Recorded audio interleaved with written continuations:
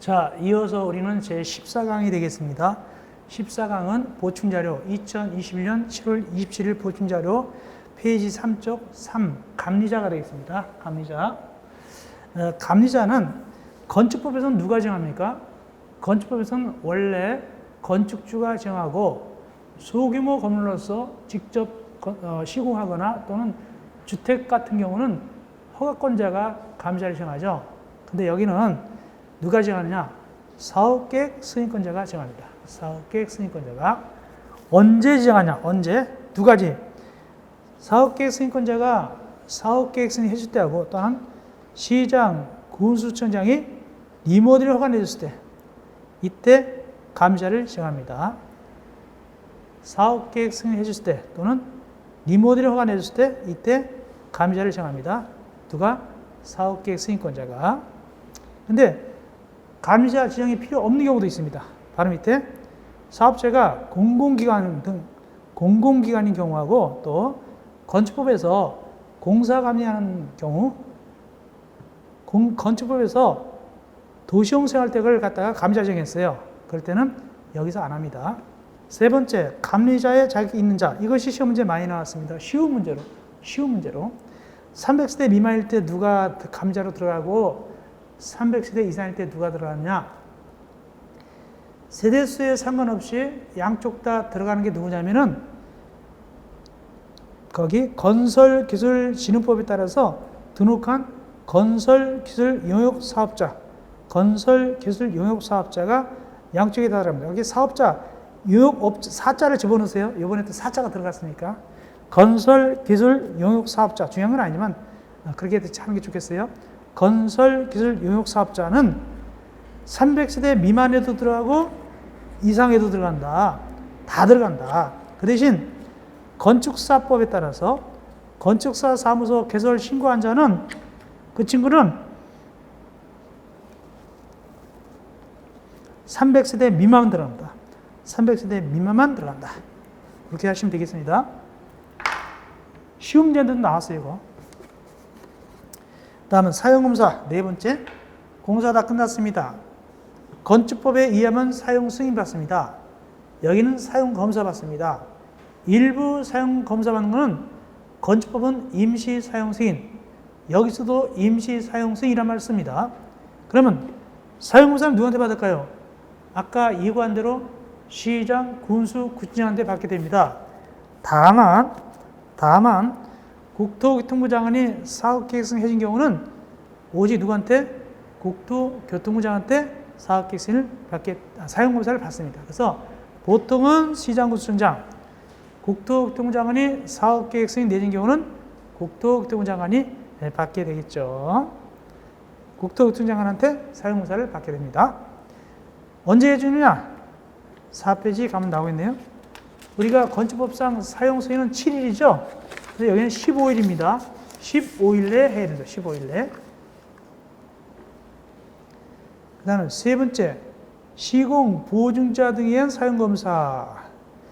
즉, 원래는 누가 받아야 되는데 사업체가 사용검사 받아야 됩니다. 근데 사용검사 받지 못할 때는 그때는 구분에 따라서 누가 받아갈 수 있냐면 시공을 보증한 자, 시공자, 입주 이행자가 사용검사 받을 수도 있습니다. 원래 누가 받을 거를 사업체가 받을 거를 사업체가 못 받으면 시공을 보증한 자, 시공자, 입주 이행자가 받는 경우가 있습니다. 두 가지 경우로 나눠지는데 어쨌든 간에 시공을 보증한 자, 시공자, 입주 이행자가 대신 받을 수가 있습니다.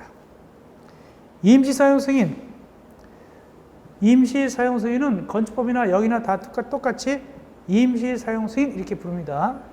그러면 여기는 건축물은 동별로, 대지는 구획별로 임시 사용 승인할 수 있는데 가장 시험지 잘 나온 건 2번입니다. 동그라 2번. 임시 사용 대상이 공동체일 때 이거 많이 나왔습니다. 중개사, 관리사 많이 나오는데 세대별로 임시 사용을 할 수 있다. 세대별로 공동택은 세대별로 임시 사용 승인 할 수 있다. 이거. 이어서 주택건설 기준입니다. 주택건설 기준 등에 관한 규정. 이것은 대통령령급입니다. 주택건설 기준 등에 관한 규정은 대통령령급이고 주택법 시행령급입니다. 주택법 시행령급이 되겠습니다. 그 밑에 이제 자세한 주택건설 기준 등에 관한 규칙이라는 게 있습니다. 그거는 국토교통부령급이 되는 것이고, 보통 시험 문제는 이 규정 대통령령급에서 많이 나옵니다. 먼저 소음보호. 아파트 같은 거 시끄러우면 안 됩니다. 실외 소음도 하고 실내 소음도로 나눠집니다. 그러면 바깥에 지을 때, 아파트 바깥에 지을 때는 얼마 미만 돼야 되느냐? 65데시벨 미만이 됩니다.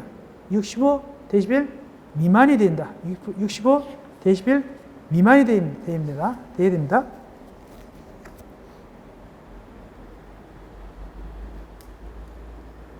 그 다음, 그렇기 때문에 65데시벨 이상일 때는 어떻게 만든다?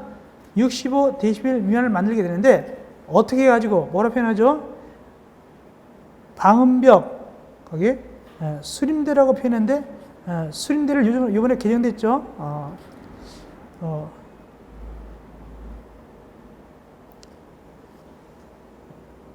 숲으로 되어 있는데, 제가 생각이 잘 안 나는데, 바로 다음 시간에 말씀드리겠습니다. 하여튼, 수림대가 한자잖아요, 한자인데, 거기 개정표는 제가 해놨습니다만, 기본 강의 할 때, 기본 강의 책 갖고 계십니까? 제가 적어드렸을 거예요, 개정표. 수림대가 아니라 뭐다? 방음림인가? 아마 그럴 거예요, 방음림? 하여튼, 그건 이따가 말씀드리고, 하여튼, 같은 나무를 갖다가 심어서 방음벽 세운다든가, 나무를 심은 다음에, 나무를 심어가지고 그 소리를 차단하는 겁니다. 근데 수림대 요거가 요번에 한글로 좀 쉽게 변했어요. 제가 언뜻 생각이 안 나는데, 그건 이따 말씀드리고, 하여튼 방음벽이나 나무를 심어가지고, 수림대가 나무 심는 겁니다. 그래가지고 65데시벨 미만이 된다. 65데시벨 미만, 요거 외우셔야 되고, 65데시벨 미만이 중요하고, 그런데 예외적으로 특정한 경우는 실내에서 잡니다. 실외 소음도는 65데시벨 미만, 실내 소음도가 따로 있는 실내, 밖에서, 안에서. 실내 소음도는 뭐냐, 거기 국토법상 도시역인데 면적이 30만 제곱미터 미만인 경우인데, 또는 소음진동 관리법에 따른 지역에 지정된 건축된 경우로서 6층일 경우, 6층 이상일 때, 일정한 지역에서 6층 이상일 때는 실내 소음도를 잽니다. 그래서 실외 소음도는 65데시벨 미만, 실내 소음도는 일정한 경우 6층 이상일 때인데 얼마가 되느냐? 밑에 보니까 45데시벨 이하. 실내 소음도는 45데시벨 이하입니다. 근데 창문을 꽉 닫고 집니다. 창문을 닫고, 창문을 닫은 상태에서 45데시벨 이하 이렇게 집니다. 그렇기 때문에 창문을 닫으니까 갑갑하죠. 그래서 니은 환기 설비를 갖춰야 된다. 창문 닫고 하니까 답답하니까 환기 설비 있어야 돼요. 요거는 실내 소음도와 관련됩니다. 결론, 실외 소음도는 65데시벨 미만이고, 이렇게 하기 위해서 방음벽이나 나무를 심게 되는 것이고, 실내 소음도는 45데시벨 이하입니다. 다만 창문을 닫고 합니다. 근데 창문 닫으면 답답하니까 환기 설비 해야 되고, 이건 일정한 지역에서 6층 이상일 때만 해당됩니다. 다음 두 번째 2번입니다.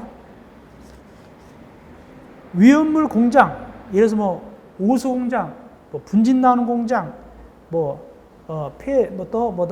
이렇게 나쁜 연기 나는 공장 이런 거, 진동 가는 공장, 폭발 공장 이런 거 위험하거든요. 그래서 이 위험물 시설들로부터 떨어져야 돼요. 얼마 이상 떨어지냐? 50m 이상 떨어져야 된다. 원칙적으로 어떤 것이 공동주택, 어린 놀이터 등등은 50m 이상 떨어뜨려야 된다. 근데 주유소 같은 건 좀 가까워도 괜찮아요.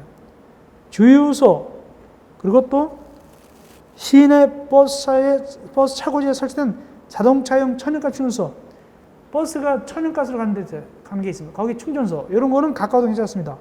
얼마냐? 25m 이상 떨어져도 괜찮습니다.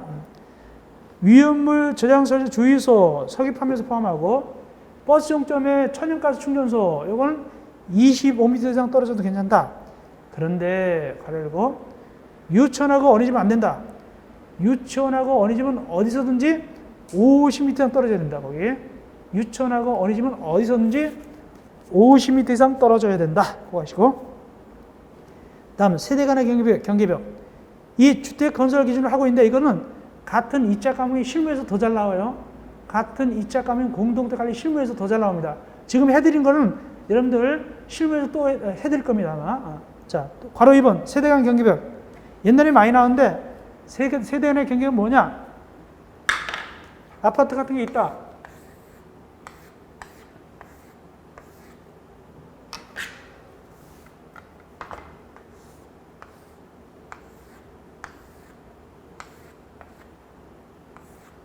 여기가 만약에 701호다, 702호다. 그러면 701호하고 702호가 여기 두꺼워야 돼요. 옆에. 벽이 두꺼워야 돼요. 두께입니다. 이거 두꺼워요. 그래서 옆에서 이 소리가 안 나게끔 이 두꺼워라. 요겁니다. 세대 간 경계벽. 보니까 철근이 들어갔으면 몇 센치 이상 돼야 됩니까? 15cm 이상. 그걸 외우셔야 되고. 철근, 콘크리트, 철근은 15cm 이상. 이거 나온 적 있고. 묵은 콘크리트. 철근 안 들어갔어요. 벽돌 같은 거 돼 있죠. 콘크리트 블록 이런 거. 이런 거는 20cm 이상. 20cm 이상 이게 두껍게 돼야 되고 올라가서 5페이지 위에 조립식이다. 조립식은 압력도 둬가지고 압력으로 이렇게 확 찍어낸 겁니다. 압력 둬가지고 찍어낸 거거든요. 이것은 12cm 이상. 12cm 이상. 요거 세 가지 꼭 외워놓으시기 바랍니다. 15cm, 20cm, 12cm. 요거. 그 다음에 5페이지 위에 동그라미 2번 바닥 구조 나오죠? 이거는 뭐냐면 이제 층간소음. 동그라미 2번은 이겁니다.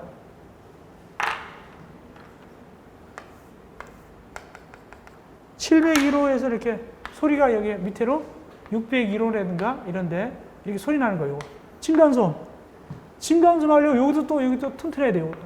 요것도 튼튼해야 됩니다. 요것도.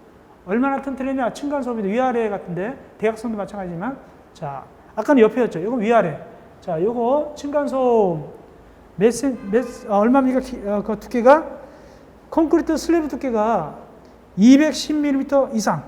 다음은 라면 구조일 때는 150mm 이상. 이게 실무에서 나왔어요. 실무에서 한 7, 8년 되는가 그래요. 거의 한 7, 8년 되든가 나왔습니다. 그래서 콘크리트 슬래브는 210mm 이상, 라면 구조는 150mm 이상. 다음 또 층간 소음이 경량 충격은 58dB 이하, 중량 충격음은 50dB 이하. 이거 외워야 되겠어요. 경량 충격음은 58dB 이하, 중량 충격음은 50dB 이하. 다만 봐줘요. 어떤 경우 봐주냐? A하고 B일 때 A 라면 구조 공동택의 층간 바닥이 되는가? B 위 A의 공동택 외의 공동택 중 발코니 현관 등 국토교통부로 정하는 부분의 층간 바닥은 요건 봐주겠다. A, B는 빠져나갈 구멍입니다. 봐주겠다 그 뜻입니다. 어쨌든 시험제는 58dB 경량, 50dB 중량 요거 이해야 되겠죠? 두께 슬래브 210mm, 라면 구조 150mm 요거 이게 층간 소음입니다. 다음 내가서 진입도로. 진입도로는 옛날에 되게 많이 나오는데 요즘 좀 안 나오는데 진입도로는 이겁니다. 그림으로 표현하겠습니다. 진입도로는 그림으로 표현하겠습니다. 이겁니다.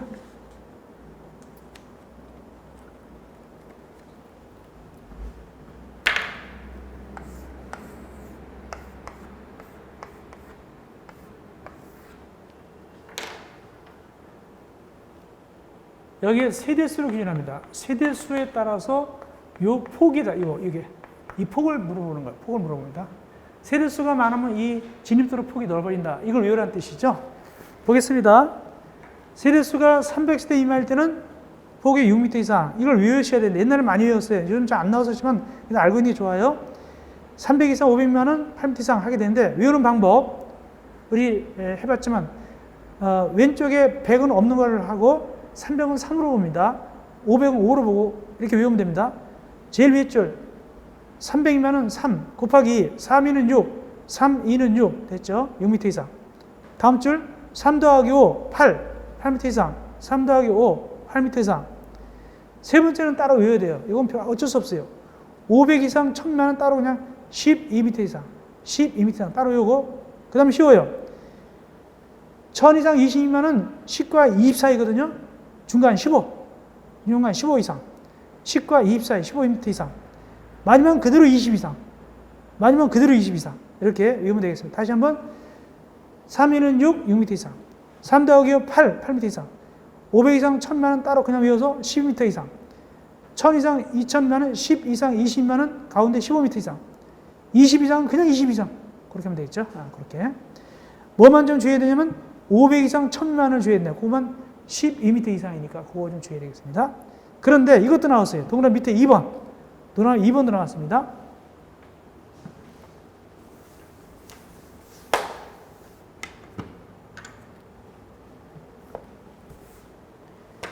이게 한 단지가 아니라 세 단지가 들어있어요.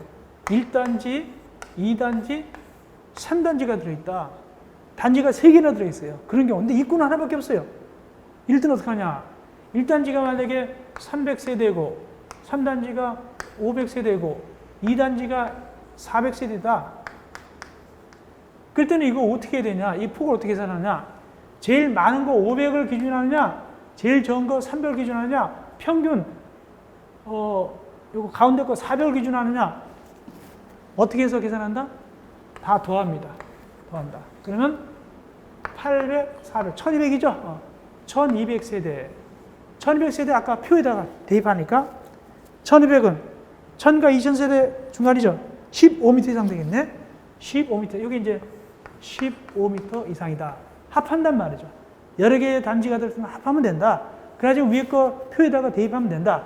1200 나왔으니까 1000과 2000 사이니까 15m 이상이죠? 답은 15m. 이렇게 된 겁니다. 시험 문제 나온 적이 있어요. 좀 오래됐지만은. 지금 하고 있는 거는 실무에서 더 잘 나옵니다. 실무도 도와주는 겁니다. 공동도 관리 실무에서도 더 잘 나옵니다. 이게. 자, 어쨌든 간에 네 번째. 주택단지 안에 도로. 요건 좀 더 요즘 좀 의미가 있죠. 요즘 나올 만합니다. 이것이 가장 좀 현실성이 있습니다. 단지 안에는 말이죠. 도로가 있어야 돼요. 몇 미터 이상 도로냐? 7m 이상 도로가 있어야 돼요. 7m 이상 도로가 있어야 되는데 인도, 보도 포함해서 7m 이상 도로가 있어야 됩니다. 이때 인도 크기는 얼마냐면 1.5m 이상. 보도 크기가 1.5m 이상. 두 번째, 아파트 단지는 애들이 막 뛰어다니고 그러니까 갑자기 튀어나오니까 살살 다녀야 돼요. 살살 다니려고 어떻게 만들었냐면 유선형 도로 이렇게 블록하게 한다. 두 번째, 노면의 요철 다다다다 이렇게 바퀴 소리 나게끔 이렇게 덜덜덜 하게끔, 또는 과습방터 이렇게 노란 줄 같은 거 돼 있죠. 과습방터 이런 걸 해놔야 돼요. 그래가지고 몇 킬로미터 이하가 되도록 해야 되냐? 20km 이하. 20km 이하. 20km. 아파트 한 채는 20km 이하입니다. 우리가 학교 앞은 얼마죠? 학교 앞에 이렇게 운전하면 30km로 돼 있죠. 학교 앞은 30km 이렇게 돼 있잖아요. 그죠? 아파트 단지는 20km 이하입니다. 그리고 세 번째, 500세대 이상일 때, 그건 학원차 같은 거, 수영하는 차 같은 거, 이런 거 와서 쉴 때 이렇게 애들 태우고 가라고. 학원차 같은 거, 태권도차 같은 거 서야 될 거 아닙니까? 애들 태우려고. 그래서 몇 세대 이상일 때는, 500세대 이상일 때는 통합버스 같은 걸 갖다가 태우려고 수영이나 뭐 태권도 뭐 학원 이런 거 하려고 안전보호 1개소 이상 설치해야 된다. 몇 세대 기준? 500세대 이상 기준입니다. 안전보호 1개소 이상. 다음, 네 번째, 아파트 단지 안에서 도로하고 차도가 있으면 어떤 게 높아야 돼요? 보도가 더 높아야 되죠. 보도하고 차도 있으면 보도가, 인도가 더 높아야 되죠. 몇 cm 높아야 될까? 그거 하시고 10cm. 보도가 차도보다 10cm 이상 높아야 됩니다. 원칙으로 보도가 차도보다 10cm 이상 높아지거나, 밑에 제일 밑에 5페이지 밑에. 그런데 만약에 같을 수도 있어요. 보도 차도 높이가 같으면 어떨까요? 그때는 뭐로 구분하냐면 거기에다가 화단, 짧은 기둥, 그 밖에 이와 유선시설을 설치해가지고 구분해놔야 돼요. 차도 보도가 높이 같으면 거기다가 이렇게 기둥 같은 거 밟고 이렇게 쇠사슬 같은 거 이렇게 해놨죠. 혹은 화단으로 이렇게 구분하는 거. 화단은 어떤 화단일까요? 길쭉한 화단이 되겠죠. 이렇게 구분해야 됩니다. 다섯 번째, 꼭 외우세요. 이거 옛날에 많이 나왔는데, 이거 그전 이게 많이 나왔어요. 이거 과속 방지턱 기준. 과속 방지턱 기준 중요합니다. 실무에서도 중요하다고 할까요? 어디다 과속 방지턱 설치하느냐? 지하주차장 출입구, 경사용, 유선용 차도 등 차량 속도를 제한할 필요가 있을 때는 과속 방지턱을 설치하는데 얼마나 사이즈가 되냐? 높이가 7.5cm 이상 10cm 이하. 10cm 이하. 높이가 이 정도 돼야 돼요. 이렇게 높이가. 그리고 너비가 몇 미터 이상? 1m 이상 돼야 돼요. 그래서 높이는 7.5에서 10cm 이상. 그래서 아파트 보면은 실제로 안 되는 것 같아요, 기분에. 너무 이렇게 낮게 돼 있는데, 어떤 간에 7.5cm 이상 10cm 이하로 이렇게 볼록해야 되고, 너비는 1m 이상 돼야 돼요. 너비는 1m 이상. 그래서 자동차가 어떻게 넘어가냐면, 이제 이렇게 넘어가는 거예요. 이렇게 넘어가죠. 이렇게. 여기 1m 이상이에요. 그리고 거기다가 운전자가 볼 수 있도록 뭘 해놓냐, 뭐 해놓으라고 돼 있을 거예요. 보니까 반사성 도료로 도색한 노면 표지를 설치하라. 이게 알록달록하게 해놨잖아요. 근데 그게 반사성 도료니까 소위 형광 페인트 같은 거, 노랗고 까맣고 돼 있죠. 그런 거 알록달록하게 해야 됩니다. 그 뜻입니다. 어쨌든 높이 7.5cm 이상 10cm 이하, 너비 1m 이상. 요거 꼭 외우시고, 관리사무소는 이따가 우리가 문제를 풀 건가? 예, 이따 문제 풀어볼 겁니다. 이따 문제 풀어볼 거니까 일단 알아만 놓읍시다. 50세대 이상일 때 관리사무소 설치합니다. 몇 세대 이상일 때? 50세대 이상일 때 관리사무소 설치하고, 면적은 기본이 10입니다. 10에다가 50 넘는 매 세대마다 500제곱센티미터 더해갑니다. 그리고 면적이 100제곱미터가 넘었으면 100으로 합니다. 만약 면적이 100제곱미터 초과했다, 그럼 100으로 합니다. 근데 지금은 관리사무소라고 하지 않고 관리사무소 등 그럽니다. 아니, 왜 등이 붙었을까?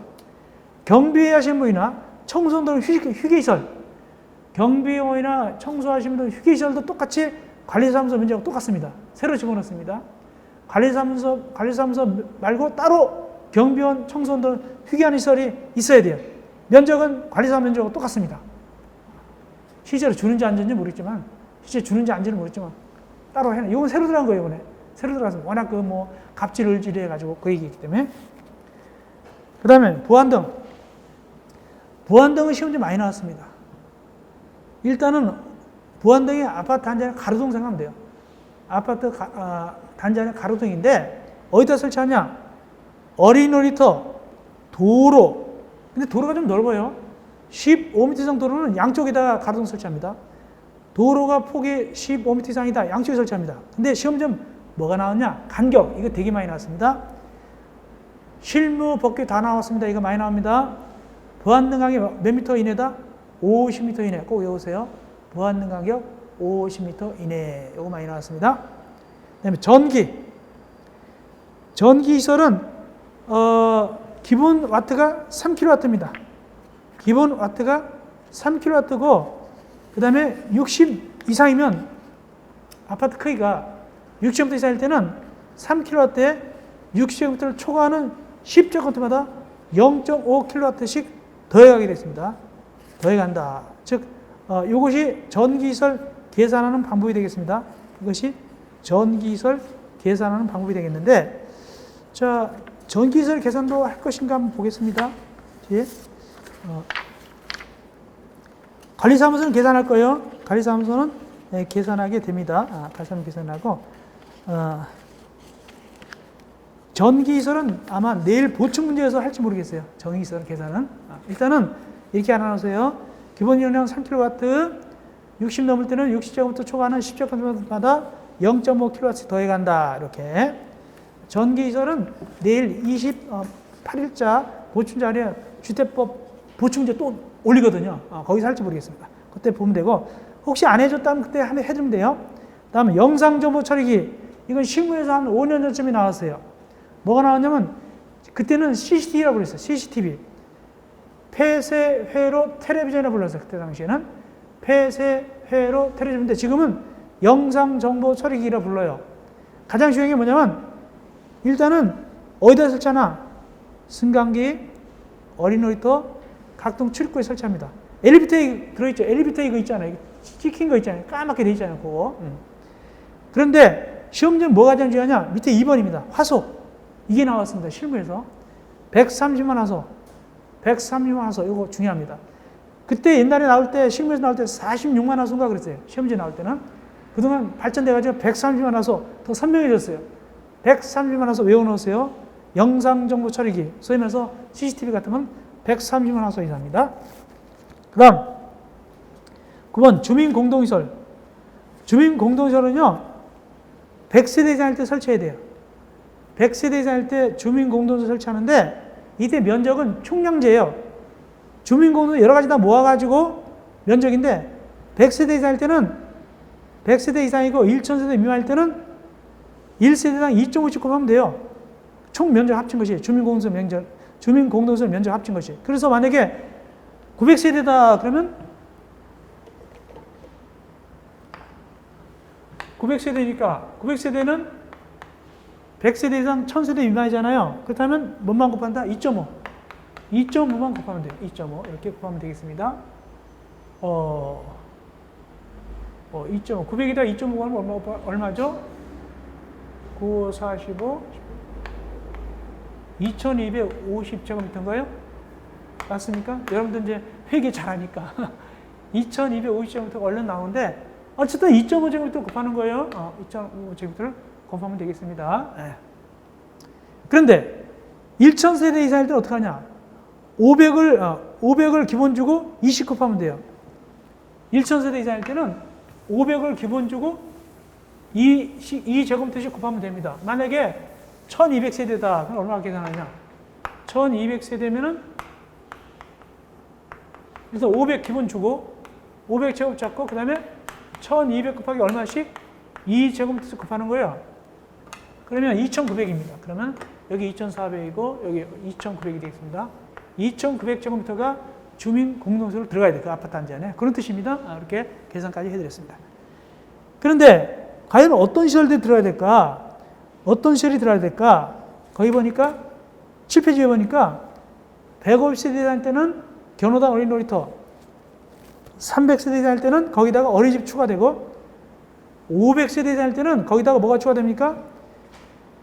주민운동시설, 작은 도서관, 다 함께 돌봄센터가 추가됩니다. 이번에 다 함께 돌봄센터가 들어갔어요. 다 함께 돌봄센터가 들어갔습니다. 근데 이 다 함께 돌봄센터에 대해서 다시 본문에 좀 부연 설명해 놨어요. 다시 본문 6페이지 밑에 보니까 다시 거꾸로 가서 백도에서 가서 보니까 뭐라고 했냐면 다만 해당 주택단지의 특성, 인근 지역의 시설 설치 현황 등을 고려할 때 사업계획 승인권자가 필요하다 없다고 인정하는 시설이거나 입주행자가 과반수 소면으로 반대하는 다 함께 돌봄센터는 설치하지 않을 수도 있다. 그런 조건이 붙었어요. 다 함께 돌봄센터. 그런 조건에서 보시면 되겠습니다. 새로 들어간 것이 다 함께 돌봄센터입니다. 들어간다면 몇 세대 이상일 때 들어간다? 500세대 이상일 때. 다만 반대하면 안 들어갈 수도 있습니다. 그 다음 승강기. 굉장히 중요하죠. 승강기는 올해도 나올 수 있죠. 실무법규 다 나올 수 있는데 첫째 승강기 몇 층 이상일 때? 6층 이상일 때. 몇 인승? 6인승. 6층 이상일 때 6인승. 이거 중간식 나온 적 있어요? 앞에 6, 뒤에 6 해서 6 중간식 나온 적 있습니다. 실무에서 나온 적 있습니다. 6 적는 거. 근데 건축법상 승강기는 6층 이상으로서 연면적이 2000제곱미터 이상이죠. 그건 다 연면적 2000이 들어갑니다. 건축법은 여기 연면적 2000이 없고 주의하세요. 건축법은 연면적 2000도 들어가야 돼요. 근데 예외 6층인데 말이죠. 300제곱미터 이내마다 1개소 이상 지층 계단이 있으면 6층짜리인 경우 엘리베이터 없어도 괜찮아요. 예외. 이거는 건축법도 마찬가지입니다. 건축법상 승강기도 요건 예예요. 6층인 건물인데 말이죠. 주의할 것은 6층 이상 건물이 아니에요. 딱 6층 건물입니다. 그럴 때 예외다. 비상용 승강기 10층 이상입니다. 10층 이상. 건축법은 31m 넘는. 건축법은 31m 넘는. 여기는 10층 이상. 화물용 승강기 10층 이상. 이삿짐 같은 거 하려고 10층 이상 이럴 때는 화물용사가 설치됩니다. 그렇게 하시면 되겠고, 이어서 간선설. 간선설은 우리가 얘기했죠. 아파트 단지하고 밖에 연결되는 게 간선설이다 그랬어요. 법적으로 어떨 때 설치되는가? 단독은 100호 이상 지을 때, 공동택은 100세대 이상 지을 때, 리모델링 할 때는 100세대 이상 세대수가 늘어날 때, 이때 간선설 설치가 법적 의무되고, 또 대지는 얼마 전에 할 때 1만이 아니에요. 주의하세요. 사업계획 수위는 1만 제곱미터 이상이죠. 이건 간선설은 1만 6,500이에요. 왜 1만 6,500일까? 5,000평, 3.3 제곱미터 5,000 곱하기가 16,500이 되겠죠. 5,000평이 생각하면 됩니다. 535, 535, 1만 6,500. 이럴 때 간선설을 법적으로 설치해야 된다. 누가 설치하느냐? 밑에 도로 상하수는 지방자치단체. 두 번째, 전기 가스 통신은 그 업자가, 공급하는 자가. 세 번째, 우체통은 국가가 설치한다. 이렇게 돼 있죠. 언제까지 설치해야 될까? 바로 2번. 사용 검사일 때까지 설치하라. 언제까지 설치하거라? 사용 검사일까지 설치해야 된다. 비용 부담 누가 될까? 설치 의무자가 낸다. 설치 의무자가 비용되는데, 다만 도로 상하수는 주의하세요. 도로 상하수는 지방자치단체가 설치 의무자지만 국가가 보조해줘. 얼마까지? 국가가 50% 보면서 보조할 수 있다. 50% 보조할 수 있습니다. 도로 상하수는. 다음, 전기 간선설을, 전기를 땅속으로 지중설로 할 때는 돈이 더 많이 들어가나 봐요. 전봇대보다 땅으로 들어갈 때는 그걸 요청하는 자하고 공급하는 자가 반반 부담. 전기를 공급하는 자고 땅으로 심어주세요라고 요청한 자가 각각 50% 부담한다. 반반 부담한다. 다만 사업지구 밖의 기관사로부터 그 사업지구 안에 가장 가까운 주택단지까지는 그거는 업자가 부담한다. 전기를 공급하는 업자가 부담. 안에는 몰라도 그 가장 가까운 아파트 경계선까지는 전기공업자, 즉 한전이 부담하게 돼 있죠. 나머지는 반반 부담입니다. 땅속으로 들어갈 때. 요즘 다 땅속으로 들어가죠. 그래서 요즘 애들은 전봇대를 잘 몰라요. 전봇대. 우리 어릴 땐 다 전봇대였잖아요. 그죠? 세 번째, 설치 절차. 간선설 설치 의무자는 사업계획에서 정한 사용 검사일까지 간선설을 설치하지 못할 특별한 사고가 있을 때에는 원래 언제까지 설치해야 되죠? 사용 검사까지. 못했단 말이죠. 그럴 때는 이 의무자가 누구한테 통보하냐면은 거기 사업체한테 통보합니다. 그래서 간선설 설치 의무자는 못하게 생겼으면 사업체한테 아이고 못하게 생겼어요 라고 통보해 줍니다. 언제 기간 내에 통보해 주냐? 사업계획 승인권자로부터 통보받는 날부터, 사업계획 승인권자로부터 통지를 받는 날부터 1개월 내, 한 달 내에 나 못합니다라고 통보합니다. 이게 뭔 소리냐를 스토리를 얘기해 줄게요. 이게 갑자기 주체가 3명 나타나잖아요. 주인공이 간선설 설치 의무자, 사업계획 승인권자, 사업체, 이 세 명이 나타나죠. 엉켜 있잖아요. 어떤 얘기냐 이런 겁니다. 사업체가 말이죠. 제일 먼저 누구한테 가냐면 사업계획 승인권자한테 사업계획 승인 받으러 갔어요. 사업계획 승인권자님, 왜 왔어? 저 아파트를 저쪽에다가 500세대 짓습니다. 그러냐? 이렇게 됐어요. 그러면 사업계획 승인권자가 간선설 설치 의무자한테 통지를 해줘요. 간선설 의무자한테 사업계획 승인권자가 통지해줍니다. 간선설 설치 의무자, 너 전기 담당이지? 저쪽에 500세대 들어설 거거든? 거기 전기 설치라고 통지해줍니다. 근데 이 전기업자가 지금 파업이라서 못하게 생겼어요. 그러면 그 통지받는 것부터 한 달 이내, 1개월 이내 다시 누구한테? 사업체한테 죄송합니다만 제가 통지받았는데 말이죠. 이게 제가 거기다 전기를 미리 해야 되는데 지금 파업 중이라 못합니다라고 사업체한테 통보하게 되는 겁니다. 그렇게 됩니다. 예를 들어서 그렇게 세 관계가 돼요. 다음, 괄호 2번. 그래서 만약에 수도업자가 못하게 생겼다고 똑같은 겁니다. 이치는 수도업자가 못하겠다고 통보 오면, 사업체한테 통보 오면 사업체가 어떻게 합니까? 자기 돈으로 그 수도를 설치하는 거예요. 즉 사업체가 그 간선설을 자기 부담으로 설치하고 간선설 설치 의무자한테, 수도업자한테 비용 상환을 요구할 수가 있어요. 원래 네가 해야 되잖아. 근데 네가 파업이라서 못한다면서 내가 했어. 사업체 내가 했거든. 돈 내놔. 이렇게 합니다. 이때 돈 받는 거는 계약 맺어야 돼요. 바로 3번. 그래서 수도업자하고 계약 맺습니다. 돈 받기로. 수도업자 네가 좀 파업이라서 못한다면서 내가 대신했어. 돈 돌려줘. 어떻게 계약 맺는다? 상한 계약을 체결해야 돼요. 원래는 수도업자 네가 돈 부담해야 되지. 근데 내가 했으니까 나 사업체가 너한테 돈 받을 권리가 있어. 계약 맺자. 얼마 기간 내에 돈 돌려받기로 한다. 바로 4번. 사용검사부터 3년 내. 3년. 사용검사 받는다면 3년 내 수도업자한테 가서 야, 내가 대신했거든? 돈 내가 냈잖아. 원래 네가 낼 걸. 돈 내라고 계약을 하게 됩니다. 언제 돌려받기로 하고? 사용검사부터 3년 내 돈 돌려받기로 계약을 맺는단 말이죠. 그런 얘기가 되겠습니다. 여기까지 해서 이제 이론을 끝내고, 자, 그러면 이제 문제를 한번 풀어보겠습니다. 자, 문제는 다시 몇 쪽으로 가냐면은 104쪽 13번입니다. 페이지 104쪽 13번. 설명을 자세히 했기 때문에 문제는 금방금방 풀려요. 설명을 자세히 했습니다. 페이지 104쪽 문제 13번 보겠습니다. 천천히 하겠습니다. 이제 주택법률상 주택조합에 관한 설명을 옳은 것은 재작년에 나온 재작년 이렇게 나왔어요. 재작년 문제입니다. 재작년 1. 공미택을 공급받기 위해서 직장택 설립할 때는 소위 시장, 군수지나 인가한다고요? 남이 지어놓은 공미택을 공급받는 직장택자는 신고한다고 그랬잖아요. 1번 틀렸다. 신고하게 되죠. 1번 틀렸고 아까 했고.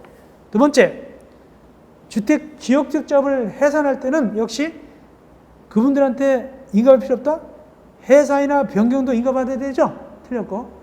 해산이나 변경 다 인가받잖아요. 틀렸고. 세 번째, 주택자 임원이 결격사에 대해서 당연 퇴직될 경우 퇴직된 임원이 퇴직 전에 관련 행위는 효력 상실한다? 옛날 건 책임져야 돼요. 퇴직했다고 난 몰라면 안 돼요. 옛날에 자기가 했던 걸 책임져야 되죠. 틀렸고. 네 번째, 공개 모집 이후 조합원의 사망, 자격 상실, 탈퇴 등으로 인한 결혼을 추구하거나 미달된 조합원을 재모집할 때는 선착순 방법 할 수 없다? 선착순 되잖아요. 신고도 안 하고 선착순 할 수 있잖아요. 틀렸고, 처음은 신고해야 되고 50%고 공개 모집이고 그 다음에 선착순 할 수 있죠. 마지막 5번. 지역택 조합원이 무자격자로 판명돼서 자격을 상실함에 따라서 결혼의 범위에서 조합원을 충원하는 경우 조합원이 모자라니까 충원할 수 있어요. 이때는 그 조합원이 자격이 있느냐 없냐는 조합설립 인가 시점을 기준합니다.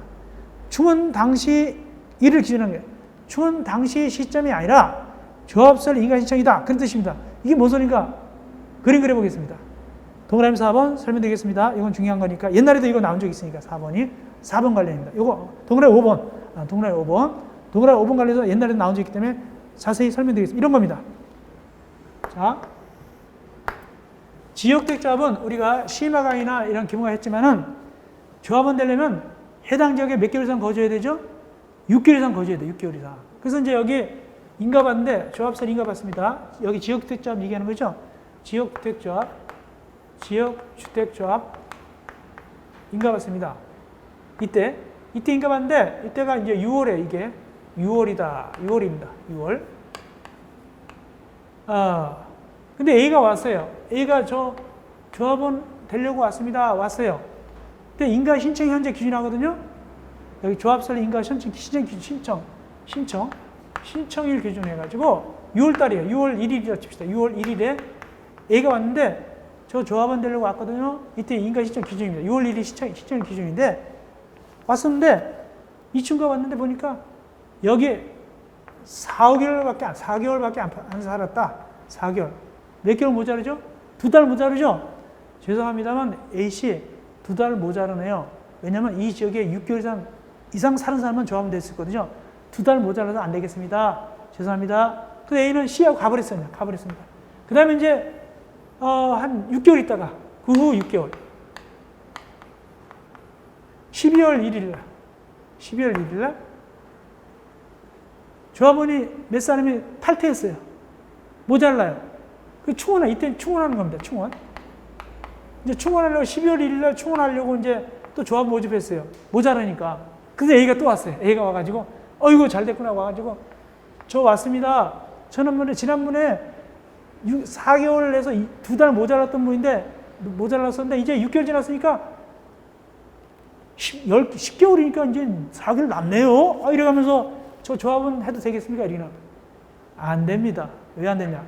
충원 당시 시점이 아니라 옛날로 돌아가서 조합서 인가 신청일 기준에서 계속 4개월이죠. 옛날로 계산합니다. 죄송합니다. 오늘 날짜가 아니라 옛날 그때 인가 신청할 때 그때 처음 날짜입니다. 그때는 4개월밖에 안 돼. 그러니까 안 되겠습니다. 이겁니다. 그래서 계속 좀 안 되죠. 그래서 조합서 인가 신청을 기준한 것이 충원 당시 시점이 아닙니다. 그러면서 5번이 맞습니다. 이것이 재작년 문제였습니다. 재작년 문제. 이어서 14번 주택법상 간선설에 관한 설명을 옳은 것은 17회 때 문제입니다. 오늘 공부했죠? 자, 간선설 자세히 공부했으니까 쉽게 풀 수 있을 거예요. 천천히 봅시다. 17회 문제입니다. 간선설이란 도로, 상하수도, 전기, 가스, 통신 등 주택단지 안에 기관설하고 주택단지 안에 밖에 있는 같은 종류의 기관설을 연결시킨 것이다. 그렇죠? 연결한 거죠. 근데 맨날 얘기했죠. 다만 도로, 상하수도, 전기는 주택단지 안에 것도 봐준다. 자, 이거 생각납니까? 제가 앞에 용어 정의할 때 간선설 용어 정의할 때 간선설 용어 정의할 때 간선설은 그건 뭡니까? 이게 간선설이죠. 요거죠. 연결시킨 거죠. 근데 원래 이 안에 들어가면 간선설 아니잖아요. 근데 안에 들어가도 간선설을 봐준 거 있다 배웠어요. 제가 항상 강조했습니다. 그게 뭐냐면은 해설에 있다시피 누가 되냐면은 가스시설 해설에 돼 있죠. 통신시설, 지역난방. 요건 제가 그림 그려서 요건 주택단지 안에 들어가도 간선설로 봐준다 그랬잖아요. 즉 도로, 상하수, 전기가 아니라 가스시설, 통신시설, 지역난방일 때는 그 안에 기관설도 역시 간선시설로 봐준다 그랬죠. 그러므로 1번 틀렸어요. 단서. 자, 2번. 사업계획 승인권자는 사업계획 승인할 때 사업체가 제출한 사업계획에 해당 주택권 대지 또는 사업 또는 대지손 사업과 직접적으로 관련했거나 과도한 기반설에 기부채는 요구해서는 안 된다. 이건 맞는 규정인데 답은 2번인데 이건 상식적인 거예요. 이런 거예요. 자, 사업계획 승인권자가 갑입니까? 사업체가 갑입니까? 사업계획 승인권자가 갑입니다. 그 사업체가 간 거예요. 이제 을이니까. 가가지고 사업계획 승인권자 안녕하세요. 저 아파트 지러 왔습니다. 그러세요?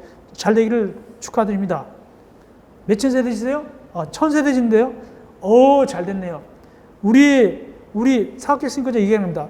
우리 지역에 지금 주차장이 모자라는데 그 아파트에서 한 10km 떨어진 데다 거기다 주차장을 만들어 주시겠어요? 그리고 또 이왕 말 나왔었는데 한 8km 떨어진 데 도서관 하나 만들어주세요. 이런 식으로 하면 안 된다는 뜻입니다. 그래서 직접 관련이 없거나 과도한 기반설에 기부채는 요구해서 안 됩니다. 도로 상하수 같은 깔아달라면 안 됩니다. 거기다가. 그런 뜻이 되겠습니다.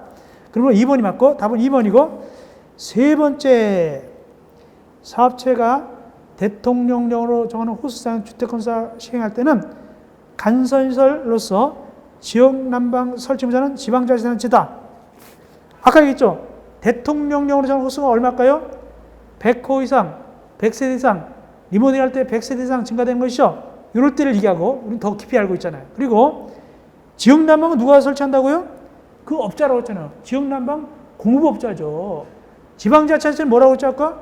도로 상하수도가 지방자치단체라고 그랬죠. 그러므로 3번 틀렸고 올라가서 4번. 지방자치단체가 간선설 설치 의무자인 경우는 이게 뭐냐면 도로 상하수도죠. 이때는 비용 전부를 보장한다고요? 언제 전부라고 했어요? 몇 프로라고 했죠? 50%라고 했죠. 50% 아주 쉽게 나왔네. 틀렸고 마지막 5번.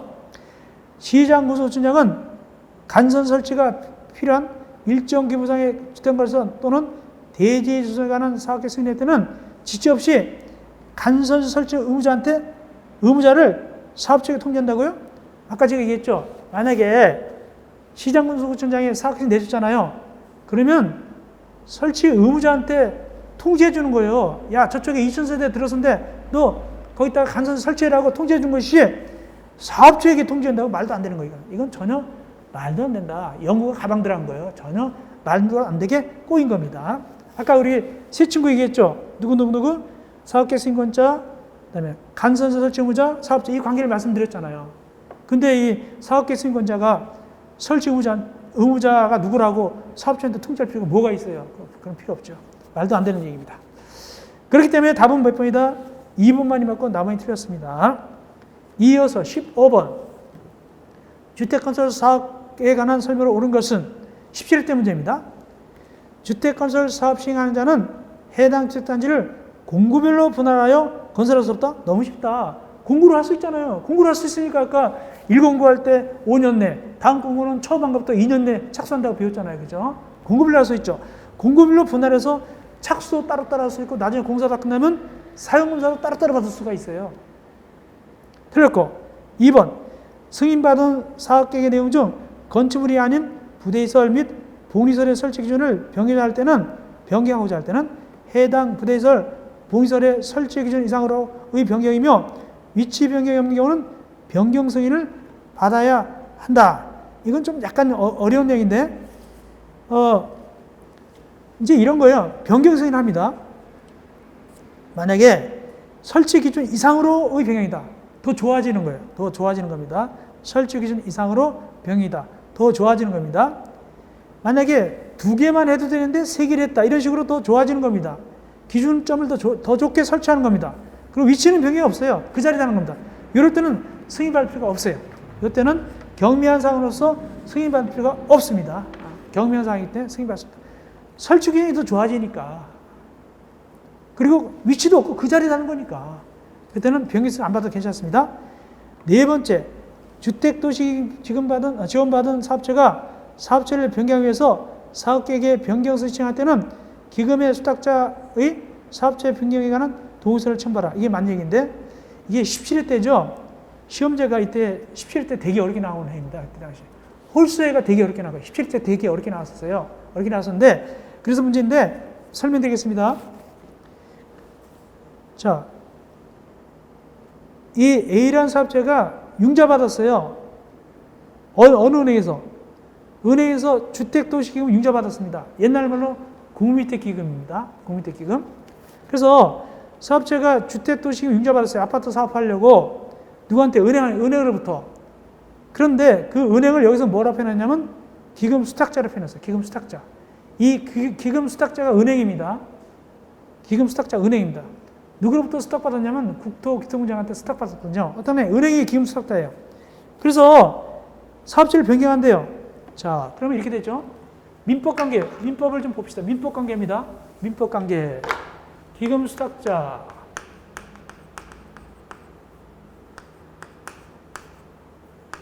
기금 수탁자 A, 이게 은행입니다. 은행. 그 다음에 이제 돈을 빌렸습니다. 누가 빌렸을까요? 여기 사업체가 빌렸어요. 사업체가 빌렸습니다.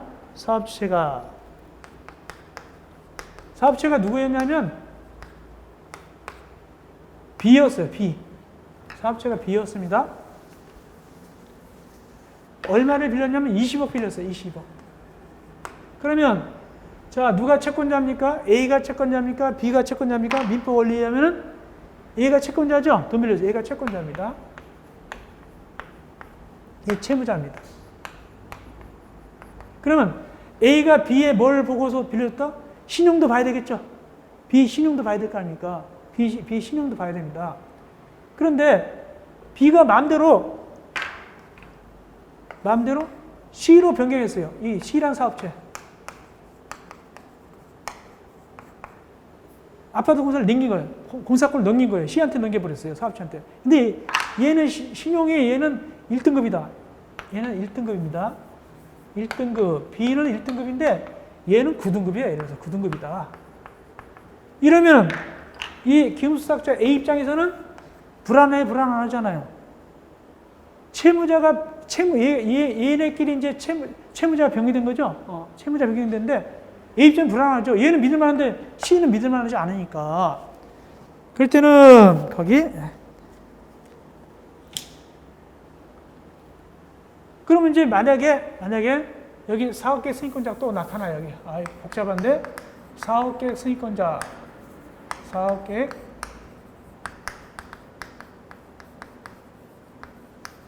자, 여기가 K입니다. K. K가 왔는데 B가 온 거예요. 와가지고 저 이제 그만두거든요. 그런 거예요. K가 너 누구한테 넘기는데? C한테 넘기려고 하거든요. C한테 넘깁니다. 그러면서 변경 신청하는 거예요. 변경 신청. 주체 변경이죠. B로부터 C 변경 승인 신청을 변경. 거기 변경 승인 신청.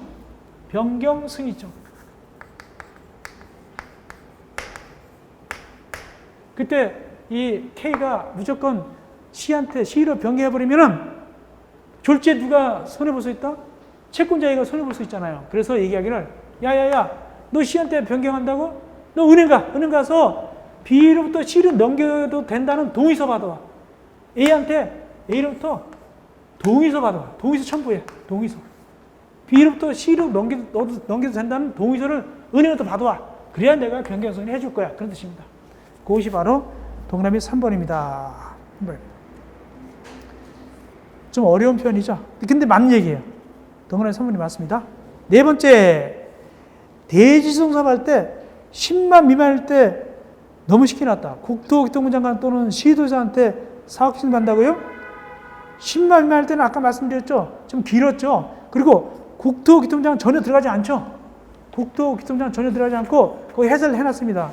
10만 미만일 때는 특별시장, 광역시장, 특별자치도시사, 시장 군수한테 사업신청 받죠. 10만 이상일 때는 시도지사 또는 대도시장이고 국토교통부 장관은 따로 놓는 거죠. 그래서 전혀 말이 안 되고 틀렸고. 마지막 5번. 지방공사가 사업계획 선별하려면 해당 주택건설대지 소유권 확보하라. 공공기관, 국가, 지방자치단체, 한국도시공사, 지방공사는 사업계획 선별할 때 소유권 확보 안 해도 괜찮아요. 소유권 확보 규정이 없어요. 그러므로 틀렸다. 그렇다면 답은 3번만이 맞게 되겠습니다. 비교적 좀 깐깐한 문제가 되겠습니다. 자, 그러면 한 문제만 더 하고 쉬겠습니다. 16번, 106페이지에 16번하고 쉬겠습니다. 106쪽에 16번하고 우리가 14강을 마무리하겠습니다. 주택법률상 사업계획 승인 받아야 하는 경우가 아닌 것은 천천히 19회 때 나왔어요. 19회 때. 이렇게 나와요. 건축법령 시행령에 따라서 한옥은 50호, 맞죠? 한옥은 50호라고 그랬죠? 맞고. 두 번째, 공동주택 아파트 리모델링할 때 증가하는 세대수가 몇 세대 이상일 때 리모델링할 때 30세대 이상 증가될 때 사업신청 맞죠? 맞죠? 만약에 30세대 이상 증가되지 아니하면 뭐 받는다고 그랬죠? 리모델링할 때 리모델링 허가받는다고 그랬죠? 리모델링 허가받죠. 30세대 이상 증가될 때는 사업신청 받고 30세대 증가 안 되면 리모델링 허가받는다고 아까 적어드렸어요. 맞고. 세 번째, 준주거 지역에서 300세대 미만의 주택가 주택의 시설을 동의건물로 건축하는 경우로서 해당 건축물의 연면적에 대한 주택 연면적 합계 비율이 90% 미만인 경우. 자, 이거는 굉장히 쉬운 문제인데 이건 기본 강의, 시험 강의할 때 다 해드렸던 거예요. 이게 뭐냐면 그림 그리면 금방 생각날 거예요. 자, 동그라미 3번 그림 그립니다. 이거죠. 오래간만에 그림 보는데 이겁니다. 일단 여기다 뭐 줘야 되죠? 주산법 값이 있습니다. 여기 상가, 여기 주택이죠. 주택 이렇게 지게 되겠죠. 그리고 여기가 주산법 값인 데는 이 땅이 돈 나가는 땅이니까 용도지역이 어디죠? 어디라고 준주거지역하고 상업지역이죠. 이런 데서 이제 지을 때 준주거지역, 상업지역, 여기서 준주거지역 나왔죠? 준주거지역 나왔죠? 땅값 비싼데. 이럴 때는 몇 세대까지 맞죠? 여기 300세대 미만. 까지는 사업신청 안 받아요. 뭐 받는다? 건축 허가 받는다. 그러면 이런 거죠. 예를 들어서 여기 주택이 200세대다. 이게 200세대 진 겁니다. 순수하게 200세대 진다면 뭐 받죠? 사업신청 받아야 되죠. 왜? 3세대 이상이니까. 순수하게 200세대는 3세대 이상이니까 사업신청 받아야 되죠. 그런데 왜 안 받느냐? 300세대 미만까지 여기 밑에 상가가 있으니까. 복합건물. 그러니까 상가도 보는 거예요. 상가가 있기 때문에 요놈도 뭐 받는다? 그냥 사업기획세 안 받고 건축가 받는 거예요. 그런데 그렇다면 분명히 상가가 있어야 돼요. 그래야 덕봐요. 상가가 10% 초과 있어야 돼요. 그렇다면 이 주택 부분은 몇 프로 미만이다? 90% 미만이 들어있어야 돼요. 그런 얘기입니다. 그럴 때는 안 받아요. 그럼 뭐 받는 얘기예요? 건축가 받아요. 그래서 동그라미 2번 맞다. 그래서 보통 주산부 가보면 거의 다 건축가 받아요.